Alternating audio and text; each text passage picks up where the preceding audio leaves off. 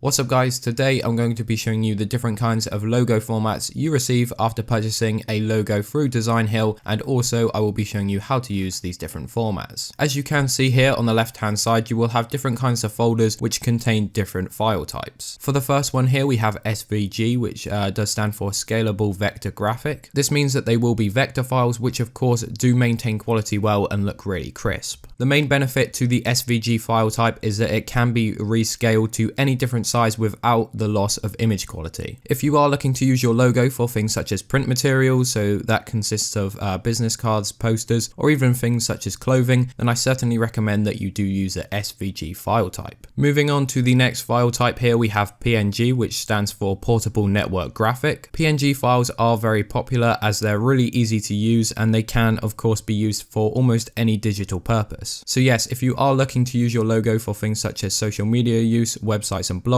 then I recommend you do use the PNG format. However, if you are looking to print the logo, then I certainly recommend you stay away from it. Moving on to the next file type here, we have EPS, which stands for Encapsulated Post Script. EPS files are easily scalable for print purposes. So say for example, you're using your logo on a massive billboard, or even you're just using your logo on a small business card, it can be scaled down or scaled up really easily. As I said before, they are a vector file format and they're easily editable on design software like Adobe Illustrator and Photoshop. Moving on to the last file type here, we have PDF, which stands for Portable Document Format. This is an easy to read file format. It is mainly used for document purposes. In addition to this, you can use PDF files to put your logo on print materials, so say for example business cards and posters, and also clothing. Because it's an easy to read file format, you can actually download and open PDF files on the majority of computers, mobile devices and tablets. This is because most browsers do support the preview of PDF documents. That is everything you need to know regarding logo file formats and how to actually use them. Hopefully it did help you and you enjoyed watching. I'll see you in the next one. Peace.